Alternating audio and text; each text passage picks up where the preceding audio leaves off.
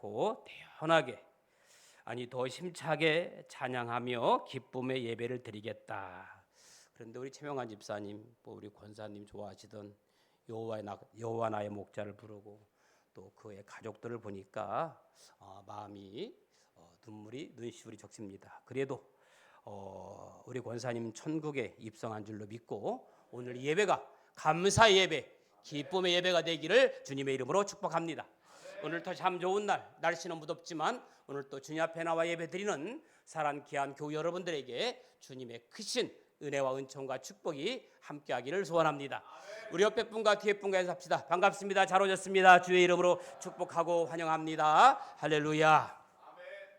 오늘 우리가 함께 나눌 시편 제5권은 시편의 마지막 부분입니다. 시편 5권은 감사와 찬양이라는 두 단어로 요약할 수가 있습니다. 그 첫 장인 시편 107편 1절은 이렇게 선포합니다. 여호와께 감사하라. 그는 선하시며 그 인자하심이 영원하미로다.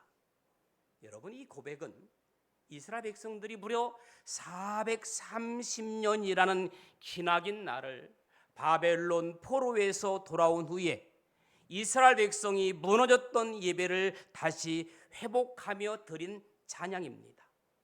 오랜 고통과 절망의 터널을 지나며 그들은 깨달았습니다. 하나님은 여전히 선하시고 그 사랑은 변하지 않는 분이다. 할렐루야. 우리 삶에도 누구나 광야가 있습니다. 때로는 내 영혼이 포로된 것처럼 느껴질 때도 있습니다. 그럼에도 불구하고 그럴수록 우리가 기억해야 할 진리가 있습니다. 하나님의 선하시고 그분이 인자하신 실수를 뛰어넘는 하나님이시다. 여러분, 이 놀라운 진리를 우리는 찬양으로 고백합니다. 그리고 그 찬양은 단지 한순간의 감정 표현이 아니라 말에는 힘이 있고 찬양에는 생명이 있는 줄로 믿습니다. 그렇기 때문에 부정적인 말은 낙심을 시키고 부정적인 말은 낙심을 전염시키고 믿음의 찬양은 소망을 버티는 거예요. 한 사람이 진심으로 하나님을 찬양하면 그 찬양은 가정과 공동체를 뛰어넘어 세대를 건너 이어지는 겁니다. 그래서 세대를 이어가는 찬양이라는 제목으로 함께 은혜를 나누기를 원합니다. 오늘 본문인 시편 145편은 다윗이 남긴 유일한 찬양시로 하나님을 향한 찬양이 세대를 넘어 전해져야 함을 노래합니다. 이 시간 이 말씀을 통해서 우리의 입술에 우리의 찬양이 다음 세대 가슴에 울려 퍼지기를 소망합니다. 오늘 본문 1절부터 3절은 하나님의 위대하심을 찬양하라, 그런 내용입니다. 한번 따라해 볼까요? 하나님의 위대하심을 찬양하라. 오늘 1절에 보니까 왕이신 나의 하나님이여 내가 주를 높이고 영원히 주의 이름을 송축하리이다. 다윗은 하나님을 왕이신 나의 하나님이라고 부릅니다. 그는 수많은 전쟁을 승리로 이끈 용사였고 이스라엘을 통치한 위대한 왕이었지만 자신을 결코 높이지 않았습니다. 그의 마음속에는 진정한 왕은 오직 하나님 한 분이시다. 3절에서 다윗은 이렇게 고백합니다. 여호와는 위대하시니 크게 찬양할 것이라 그의 위대하심을 측량하지 못하리라. 하나님은 우리가 다 이해할 수 없을 만큼 크고 위대하신 분입니다. 그래서 우리는 크고 위대하신 주님을 날마다 찬양하는 겁니다. 기분이 좋을 때, 일이 잘 풀릴 때만 찬양하고 고난이나 침체에 시기하는 찬양을 멈추는 그런 조건적인 찬양을 받으실 분이 아닙니다. 찬양은 단순히 노래를 부리는 행위를 넘어서 때로는 기적과 같은 변화를 가져오기도 합니다.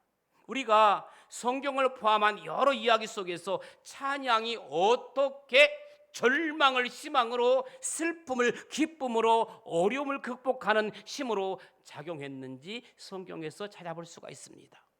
여러분, 구약의 여호수아를 보면 하나님께서 여호수아에게 견고한 성 여리고성을 무너뜨리기 위해서 특별한 지시를 내리십니다.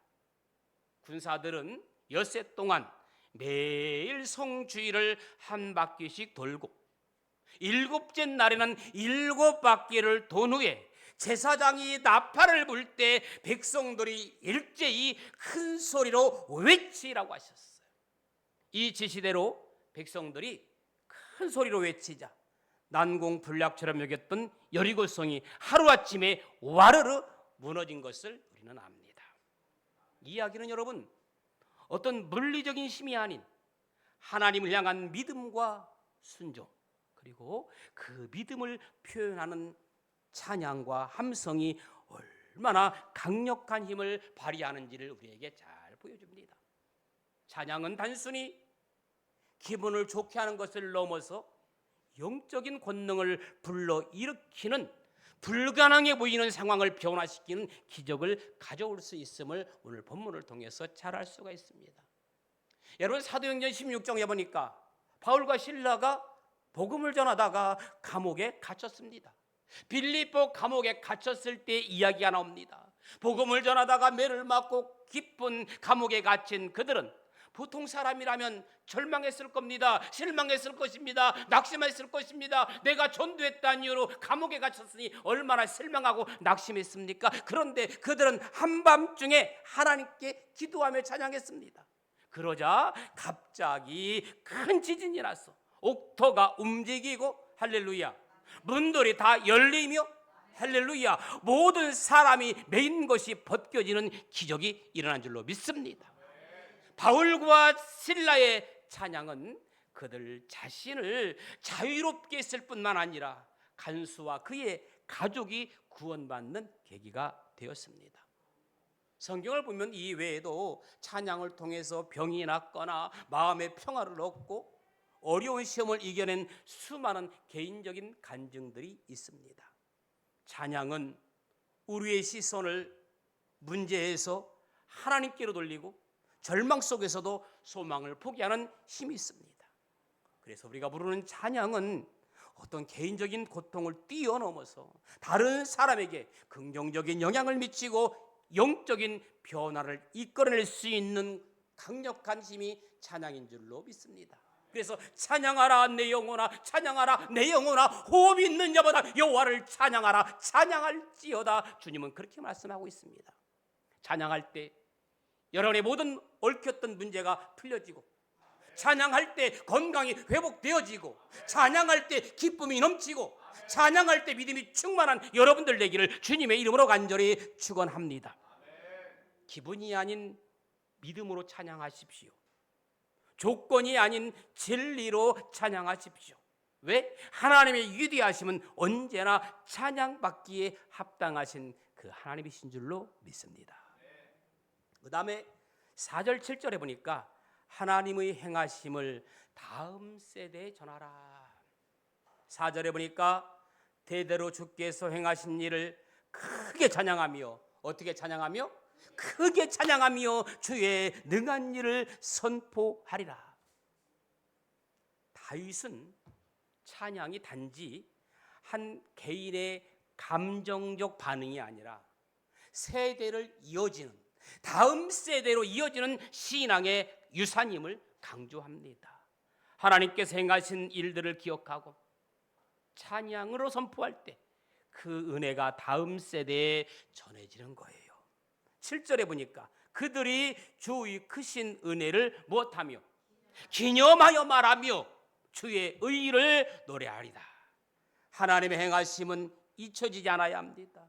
그 은혜가 기억되고, 그 은혜가 기념되고, 그 은혜가 전해져야 합니다. 그래서 찬양은 단순한 노래가 아니라 하나님이 어떤 분이신지를 전하는 신앙 고백이 찬양이에요.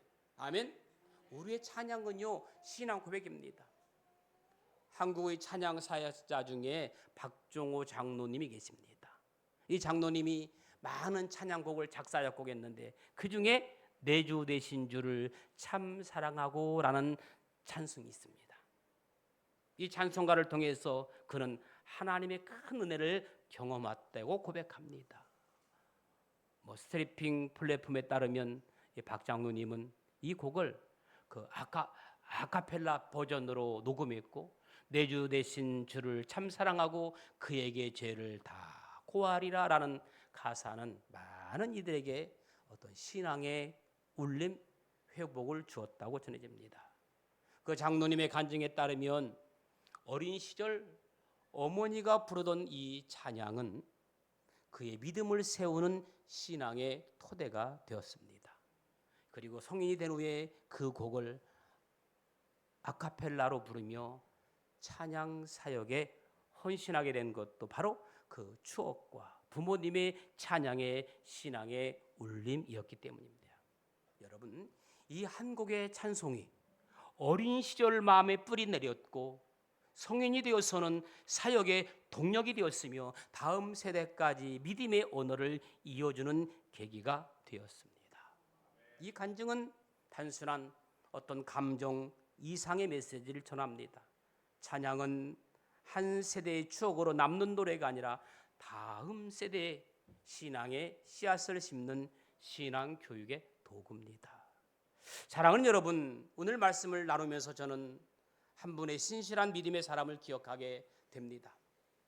여러분들이 잘 아는 것처럼 오랫동안 사랑으로 섬겨오셨던 우리 고 정경남 고사님께서 지난주 하나님의 부르심을 받고 천국에 입성했습니다. 물론 갑작스러운 이별로 우리의 마음도 무겁고 그 빈자리는 오랫동안 우리의 가슴에 깊이 남아있을 것입니다. 장례식 내내 청년들까지 함께 눈물 흘리며 애도하는 모습을 보면서 저는 정말 아름답게 천국 가셨구나 하는 생각이 듭니다. 그분의 삶이 얼마나 많은 교우들에게 영향을 끼쳤는지를 느낄 수가 있습니다. 권사님께서 병원에 입원하시기 전에 원로 사모님께 이런 말씀을 남기셨다고 합니다. 내일 모레가 맥주 감사절인데 대신 헌금 내주세요. 내가 혹시 태어나지 못하면 어떻게 갚나 걱정이에요. 이 말이 저는 듣고 깜짝 놀랐어요. 결국 권사님은 그 말씀 그대로 맥주 감사 헌금 못하고 하나님께 가셨습니다. 이런 생각을 했어요. 가장 가까운, 가장 친한, 늘 전화하고 매일 소통하던 원로 사모님이 마지막 권사님의 천국 환송 헌금은 의미가 있구나, 그런 생각했습니다. 생사의 경계에서도 감사절기를 기억하고 하나님께 드릴 것을 걱정하는 신앙, 우리는 이런 믿음을 바라보면서 저 스스로에게 물어보게 됩니다. 나는 지금 어떤 마음으로 예배하고 있는가? 절기 앞에서도 변명과 타협을 일삼고 있지는 않는가? 여러분, 권사님이 그렇게 생활이 넉넉하신 분은 아닌 걸로 알고 있어요. 그런데 저에게 매년 택배로 추어탕을 보내오셔요. 저는 보내오실 때마다 그만 보내시라고, 이번이 마지막이라고 또 보내셔요. 늘 정성껏 나눠주셨고 저는 그 음식을 이웃 목사님들과 함께 자랑하면서 나누어주면서 먹으며 그 안에 담긴 사랑을 느꼈습니다. 지금도 제 냉장고 냉동실에는 권사님이 보내주신 추어탕 어제 보니까 3팩이 남아있더라고요. 여러분, 제가 지금 여러분에게 추어탕 달라는 말은 아니에요. 제가 추어탕을 좋아하는 것을 아시고 어느 날 보내주셔서 제 냉장고 안의 추어탕이 그 어떤 음식보다 따뜻하고 귀한 이유는 거기에 담긴 믿음과 사랑 그리고 헌신의 마음 때문입니다. 몸이 많이 불편하셨음에도 늘 환한 얼굴로 청년들만 보면 감사, 감사, 감사, 아멘, 아멘, 할렐루야 외치며 찬양하셨던 권사님, 그 신앙의 모습은 지금도 우리 마음속에 깊이 남아 있습니다. 그분의 삶은 찬양이었고 그분의 신앙은 유산이었습니다. 오늘 우리가 드리는 찬양이 권사님의 신앙처럼 기억되고 기념되고 다음 세대에 이어지는 살아있는 믿음의 증거들 되기를 소망합니다. 마지막으로 8절 13절을 보면 하나님의 은혜와 긍휼을 찬양하라. 8절에 있는 말씀 보니까 여호와는 은혜로우시며 긍휼이 많으시며 노하기를 더디하시며 인자하심이 크시도다. 자격이 없는데도 값없이 주어지는 것, 마땅히 받아야 할 것 이상으로 베풀어지는 호의가 바로 은혜이고 긍휼입니다. 여러분, 우리가 바로 자격이 없음에도 불구하고 값없이 주어진 우리는 은혜로 사는 사람들이에요. 은혜로 사는 사람들. 하루는요, 사자가 낮잠을 자고 있는데 생쥐 한 마리가 실수로 사자의 수염을 건드렸습니다. 깜짝 놀라 잠에서 깬 사자가 생쥐를 붙잡고 잡아먹으려고 했습니다. 생쥐는 살려달라고 애원하며 내가 언젠가는 은혜를 갚겠다고 말했어요. 사자는 비웃었습니다. 비웃으면서 작은 생쥐의 말이 우스워서 생쥐를 놓아주었습니다. 얼마 후 사자는 사냥꾼의 그물에 걸려 꼼짝 못하게 되었습니다. 그때 사자의 울음소리를 들은 생쥐가 나타나서 날카로운 이빨로 그물을 끊어 사자를 구해 주었습니다. 사자는 작은 생쥐가 자신을 구할 줄은 상상도 못했습니다. 여러분, 이 예화는 긍휼은 단순히 강자가 약자를 불쌍히 여기는 것을 뛰어넘어서 예상치 못한 방식으로 보답받을 수 있음을 보여주는 거예요. 또한 상대방의 약함에도 불구하고 자비를 베푸는 것이 결국 자신에게도 유익이 될 수 있다는 교훈이죠. 이스라엘 역사를 돌이켜보면 그들은 하나님 앞에서 수없이 실패했고 하나님이 가장 싫어하는 우상을 섬겼고 하나님의 언약을 깨뜨리기까지 했습니다. 그럼에도 하나님은 그들을 끝까지 포기하지 않으셨습니다. 이유는 단 하나, 하나님이 은혜로우신 분이기 때문이에요. 우리의 삶도 다르지 않습니다. 저도 마찬가지고 여러분들도 마찬가지입니다. 우리는 수시로 넘어집니다. 수시로 실수합니다. 수시로 하나님을 믿는다면서도 하나님을 믿고 살아갈 때가 얼마나 많습니까? 그러나 그럼에도 불구하고 하나님은 우리를 향해, 여러분을 향해 노하기를 더디하시고 다시 손을 내밀어 긍휼히 베푸시는 하나님이신 줄로 믿습니다. 13절에 보니까 주의 나라는 영원한 나라니 주의 통치는 대대이리다. 이 말씀은 하나님의 성품이 단지 한 세대 한 민족에게만 머무는 것이 아님을 보여줍니다. 하나님의 나라는 시간을 초월해서 그분의 통치는 대대에 이어지는 변하지 않는 권세인 줄로 믿습니다. 우리의 삶에 회복이 필요한 이유는 우리가 약하기 때문이 아니라 하나님이 회복시키시는 분이기 때문입니다. 그분의 은혜는 언제나 다시 시작할 수 있는 용기를 줍니다. 그분의 긍휼은 넘어진 자를 다시 일으키는 능력입니다. 그러므로 사랑하는 교회 여러분, 하나님은 단지 위대하신 왕이 아니라 우리의 삶의 상처, 실패, 위로 긍휼을 다시 베푸시는 하나님이신 줄로 믿습니다. 그 하나님을 찬양하는 저와 여러분 모두가 되기를 주님의 이름으로 축원합니다. 말씀을 마무리합니다. 찬양은 삶을 바꿉니다. 찬양은 생각을 바꿉니다. 찬양을 기쁘게 하고 찬양은 살아갈 이유가 되는 겁니다. 그래서 시편 145편은 이렇게 시작하고 마무리합니다. 영원히 주의 이름을 송축하리이다. 찬양은 순간의 감정이 아닙니다. 매일매일의 선택이며 하나님을 향한 의지의 표현입니다.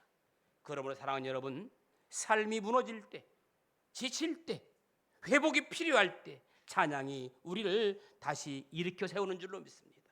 신앙이 흔들릴 때 찬양은 우리를 다시 하나님께 붙들어 주는 줄로 믿습니다.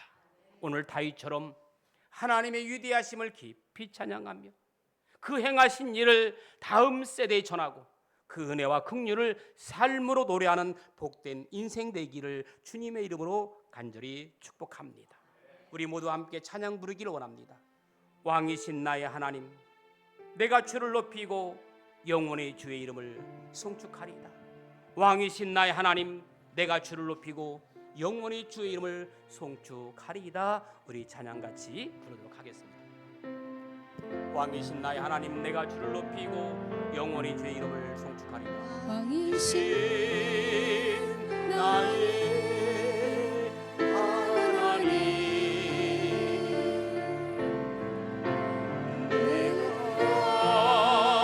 내가 주를 높이고 영원히 주의 이름을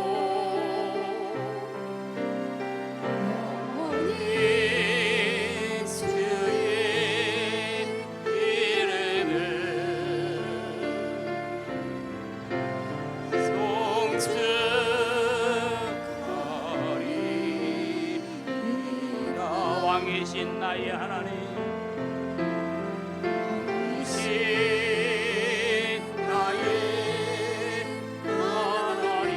내가 주를 높이고 내가 주를 높이고 영원히 주의 이름을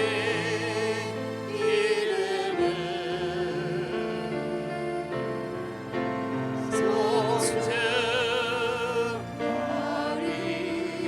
우리 다시 한번 왕이신 나의 하나님, 내가 주를 높이고 찬양합니다. 왕이신 나의 하나님,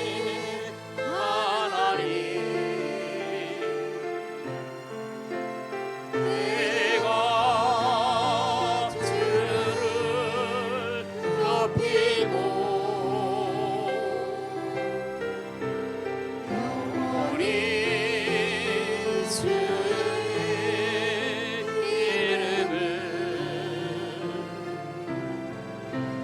송축하리이다. 우리 이 시간 말씀을 생각하면서 같이 기도하기를 원합니다. 왕이신 나의 하나님, 내가 주를 높이고 영원히 주의 이름을 송축하리이다. 이 찬양이 우리의 마음에, 우리의 가정에, 우리의 심령에 울려 퍼지기를 원합니다. 찬양의 삶을 살기 원합니다. 입술로 고백하며 기도하겠습니다. 같이 기도합니다. 하나님의 위대하심과 긍휼하심을 묵상합니다. 왕이신 하나님을 높이며 그분의 이름을 영원히 송축하는 삶이 되길 원합니다. 우리의 찬양이 단지 감정에 그치지 않게 하시고 믿음의 고백이 되게 하여 주옵소서.